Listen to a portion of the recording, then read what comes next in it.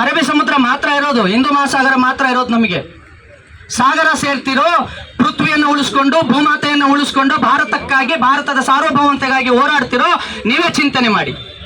ಹೋರಾಡ್ತೀವಲ್ವಾ? ಬಾಂಗ್ಲಾದೇಶದ ಹಿಂದೂಗಳ ಜೊತೆ ನಾವೆಲ್ಲ ನಿದ್ದೀವಲ್ವಾ? ಬಾಂಗ್ಲಾದೇಶದ ಅಲ್ಪಸಂಖ್ಯಾತರ ಜೊತೆ ನಾವೆಲ್ಲ ಇದ್ದೀವಲ್ವಾ? ಬಾಂಗ್ಲಾದೇಶದ ಅಲ್ಪಸಂಖ್ಯಾತರಲ್ಲಿ ಏನು ತನಕ ನಾವೆಲ್ಲರೂ ಸಹ ಮನವಿಯನ್ನು ಕೊಟ್ಟು ಅಲ್ಲಿಯ ಹಿಂದೂಗಳಿಗೆ ನಾವೆಲ್ಲರೂ ಸಹ ಬೆಂಗಾವಲಾಗಿ ನಿಲ್ಲೋಣ ಅಂತ ಹೇಳಿ ಇವತ್ತಿನ ಈ ಆಂದೋಲನದಲ್ಲಿ ಕೊನೆಯದಾಗಿ ಒಬ್ರು ಮಾತಾಡಿ ನಾವು ಆಂದೋಲನವನ್ನು ಮುಗಿಸ್ಲಿಕ್ಕಿದ್ದೇವೆ.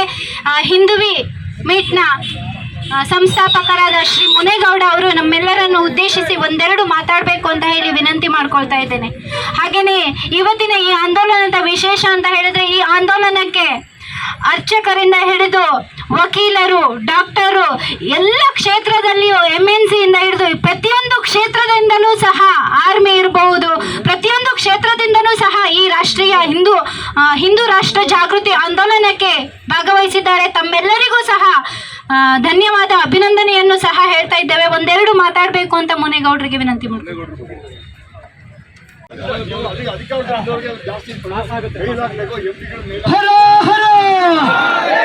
ಛತ್ರಪತಿ ಶಿವಾಜಿ ಮಹಾರಾಜ್ ಕಿ. ಈ ಹಿಂದೂ ರಾಷ್ಟ್ರ ಜಾಗೃತಿ ಆಂದೋಲನದ ಮೂಲಕ ನಾವು ಇಲ್ಲಿಗೆ ಬಿಡ್ತಾ ಇಲ್ಲ. ಪ್ರತಿ ಹಳ್ಳಿಯಿಂದನೂ ದೇಶದ ಹಿಂದೂಗಳಿಗೆ, ದೇಶದ ಹಿಂದೂಗಳಿಗೆ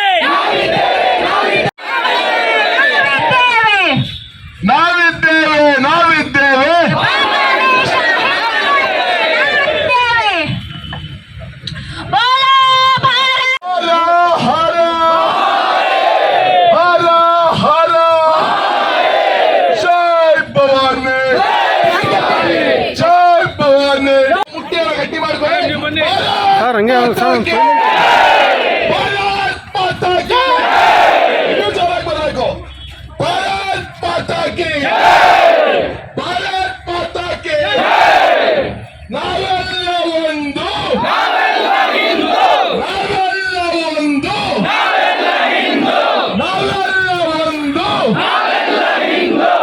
ಇನ್ನೊಂದು ಘೋಷಣೆ ಕೂಗ್ತೀನಿ.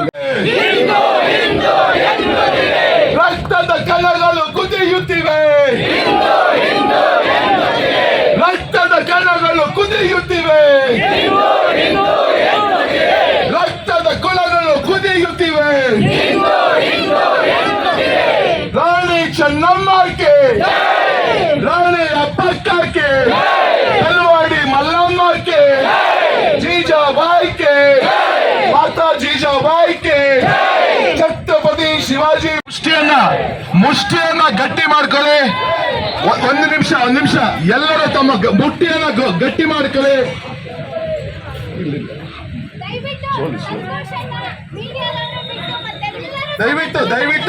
ದಯವಿಟ್ಟು ಯಾರೆಲ್ಲ ನನ್ನ ಎಲ್ಲ ಹಿಂದೂ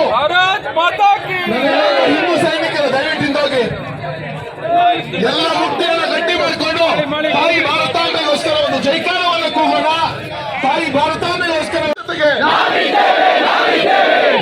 ಹಿಂದೂಗಳ ಜೊತೆಗೆ ಹಿಂದೂಗಳ ಜೊತೆಗೆ ಹಿಂದೂಗಳ ಜೊತೆಗೆ ಹಿಂದೂಗಳ ಜೊತೆಗೆ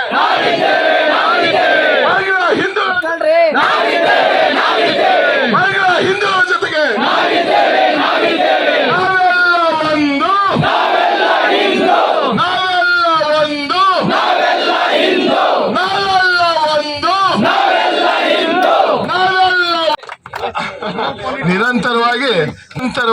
ನಿರಂತರವಾಗಿ ಯಾರ ಮುಂದೆ ಶಿವಕುಮಾರ್ ಜಿ ಅವರು ಹೋರಾಡ್ತಾ ಅಂತ ಸುಮಾರು ಜನ ಗೊತ್ತಿದೆ. ಯಾವುದರಿಂದ ಯಾವ ಕಡೆಯಿಂದ ಮೋಪ್ಲ ಪರಿಸ್ಥಿತಿ ಎಲ್ಲಿ ನಡೀತೋ ಜಾಗದಿಂದ ವಿರುದ್ಧ ನಿರಂತರವಾಗಿ ಮಾಡ್ತಾ ಇದ್ದಾರೆ.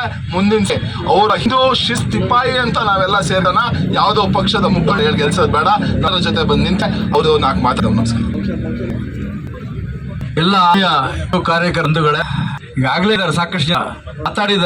ಯಾಕೆ ಇವತ್ತಿನ ದಿವಸ ಕ್ಷೀಣಿಸ್ತೀವಿ ಅಂದ್ರೆ ನಾವು ಅಸಂಘಟಿತರಾಗಿದ್ದೇವೆ. ದಿನೇ ನಾವು ಅಸಂಘಟಿತರಿದ್ದೇವೆ.